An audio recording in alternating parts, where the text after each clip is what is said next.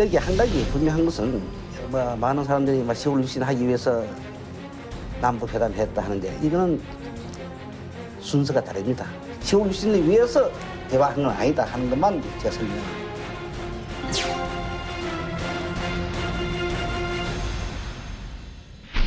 박 대통령이 이제 72년에 임기가 끝나거든요. 그 끝난 뒤에 박 대통령을 물러나게 놔두느냐 하는 문제를 가지고 정치적으로 아주 뜨거운 감자가 돼서 그래서 이 이우락이라고 하는 꾀가 많은 양반이 남북 관계를 이 그 박 대통령의 임기 연장에 활용을 해야 되겠다는 착상을 한 거예요. 박 대통령의 임기 연장을 하기 위한 정치적 그 변경의 어떤 명분을 거기 찾으려고 하는 생각을 70년대부터 초부터 했다는 것을 나는 71년 중반에 느끼기 시작했어요.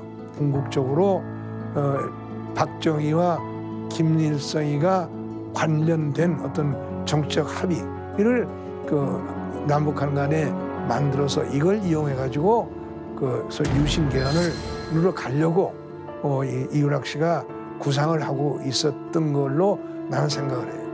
와. 자, 우리 한국 정부 같은 경우는 그러니까 박정희 대통령 같은 경우는 7.3 안보 공동 성명을 통해서 얻을 수 있는 게 명징하게 있습니다. 그리고 결국 얻었고요. 북한은 뭘 얻을 수 있을까요?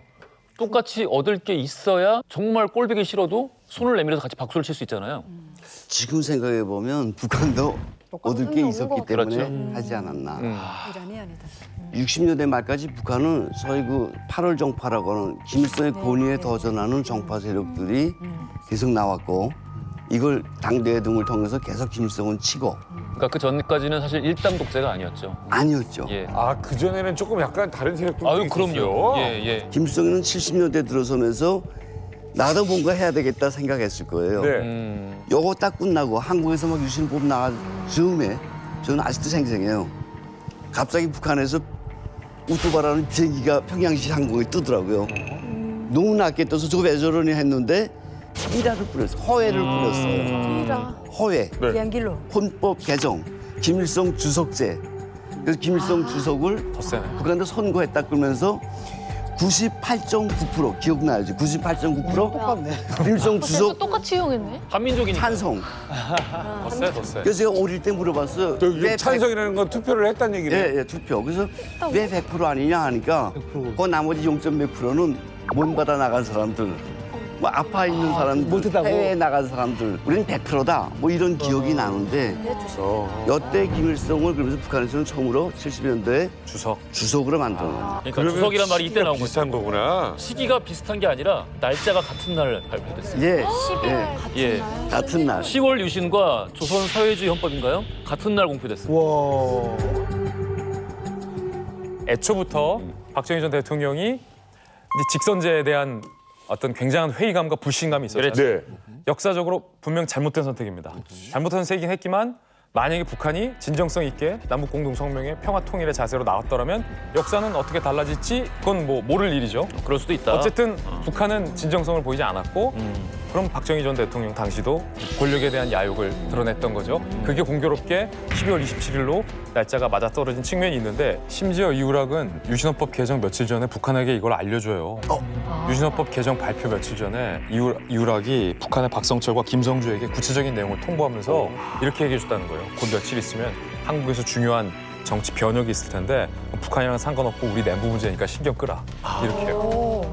이우락이 그러면 이유 어떻게 좀 됐어요? 자, 지금 우리 이야기를 쫙 했잖아요. 7.4 남북 공동성명 그리고 10월 유신. 네. 이 총 감독이 누구였죠? 이우락이요. 이우락이었잖아요. 야, 그럼 이제 이우락의 이 어깨의 힘은 뭐 엄청 올라갔을 거 아니에요. 누가 봐도 이우락은 최고 권력의 그 다음 2인자로서 지금 군림을 했습니다. 자, 이렇게 되니까 이제 되는 게 없는 거예요. 주변 사람들도 이제 이우락한테 줄을 서기 시작하는 거예요. 보이잖아요. 그럼. 자, 유신 체제 그 다음에 윤필용이라는 사람이 이제 이우락에게 이야기합니다. 윤필용 예, 군인. 그 유명한 윤필용. 예, 형님. 이 다음은 이제 형님 아니십니까? 이런 얘기를 하는 거예요. 있어. 그러니까요. 다음은 누가 하겠습니까? 그렇죠. 아, 이 그림을 그리신 분이 형님 아닙니까? 네. 이런 얘기 이게 돌고 말은 돕니다. 돌죠. 결국 박정희 대통령 귀에 들어간 거예요. 어떡하니? 이제 지들이 하려고 하던데요. 박정희 시대에 2인자는 존재하지 않잖아요. 아유 있으면 안 되죠. 그럼. 바로 중정에서 해임됩니다. 어머. 이야, 이게 바로 이우락의 마지막입니다. 아니 그러면 이 남북 대화가 막힌 후에 북한도 권력의 구도가 좀 변화가 했나요? 당연히 변화가 있죠. 김일성의 동생 김용준은 김일성보다 더 김일성스러운 인물이에요. 그 당시까지만 해도 김일성 다음에는 당연히 김용기라고 생각했는데 군에서도 인기가 좋았죠. 그렇죠. 그때 당시에는 어마어마했죠. 틀림없이 2인자. 그런데 그때 유감스럽게도 후계자 문제가 등장을 합니다. 72년도까지만 해도 북한에서는 김정일을 웃분이라고 했어요. 그러니까 웃분이 뭐냐 하면 김일성의 자제분, 수령님의 자제분 이 정도. 그러다가 김일성의 측근들이 이제 후계자 문제도 상정해야 될 때 아니냐라고 하는데 김용주라는 사람이 또 버티고 있으니까 김용주 제거가 첫 번째였어요. 그래서 김용주는 특별히 잘못한 거 없이 그냥 자천돼서 지방으로 가 있고요. 지방으로 그냥 내려가 있습니다. 그리고 김종일이가 했던 일은 이제 앞서서 잠깐씩 언급됐던 김일성의 후초 그리고 김정일이 배달한다고 해서 김평일 이런 것들을 제거하면서 그 74년도부터 후계자로서 부도를 익혀나가고 잡아나가고 다 기억하겠지만 74년도에 김정일의 주도에 의해서 처음으로 부결연한 북한 생활청화가 시작됩니다. 아 생활초가. 네, 74년부터. 밤마다 뭐 반성하고 주말에 반성하고.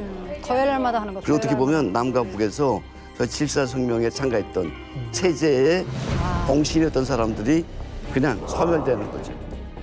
이게 오늘도 이렇게 함께 하면서 여러 가지 생각이 드는 게 정말 민주주의는 시민들의 피를 먹고 자란다라는 이야기가 있잖아요. 참 틀린 말이 아니라는 생각이 자꾸 들고 그렇지. 한 사람에게 더 많은 권력이 집중되려면요 거기엔 반드시 갈등이 필요해요. 누군가의 갈등. 그래서 여러분은 위험합니다. 라는 서로의 공감대가 필요해요. 우리가 조금만 잘못하면 큰일 날 수 있다. 라는 종류의 레토릭을 자주 사용하는 사람들이 있다라면은 그렇게 해서 자신의 권력을 더 공고히 하는데 그 말을 이용한다라면은 저는 시민들이 이렇게 지금 우리가 지난 역사를 통해서 쌓아 올려진 시민들의 지혜를 통해서 좀 더 자세히 유심히 그런 정치가를 살펴볼 필요가 있다. 그런 생각이 들어요. 이게 지금 참 지금도 여러 가지 뭐 비슷비슷한 상황들이 많은 것 같아요. 그렇죠. 뭐 남북이 이제 적대적 공생 관계죠. 그러니까 상대의 악으로 자기의 악을 정당화하고 상대에 대한 공포로 자국민들을 탄압하고 독재 정권 시대는 그게 있었고, 그러나 남한이 좀 다른 건 남한은 강력한 저항이 있었어요.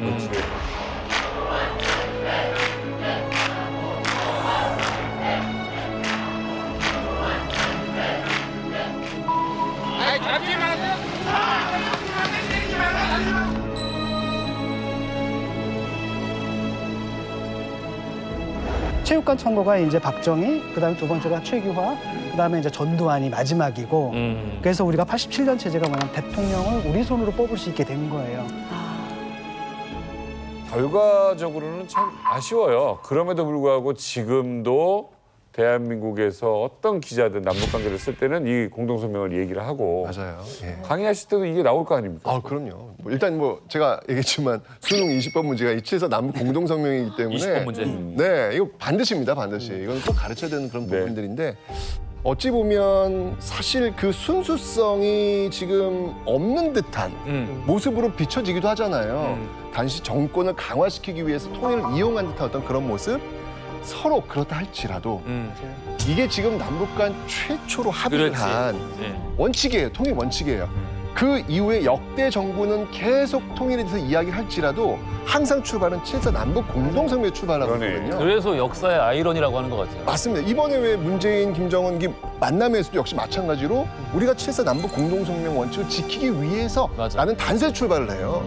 그렇기 때문에 사실 이 7.4 남북 공동성명이 박정희 정부에 출발했고 그 이후에 노태우 정부의 남북 기본합의서가 나오는 이 모습을 보면 아, 통일은 좌우의 문제가 아니라 이건 우리 민족의 문제구나. 이 통일이란 문제를 정치적 계산에 의해서 이야기하는 것은 옳지 않구나. 라는 걸 다시 한번 느끼게 되는 그런 시간이었습니다.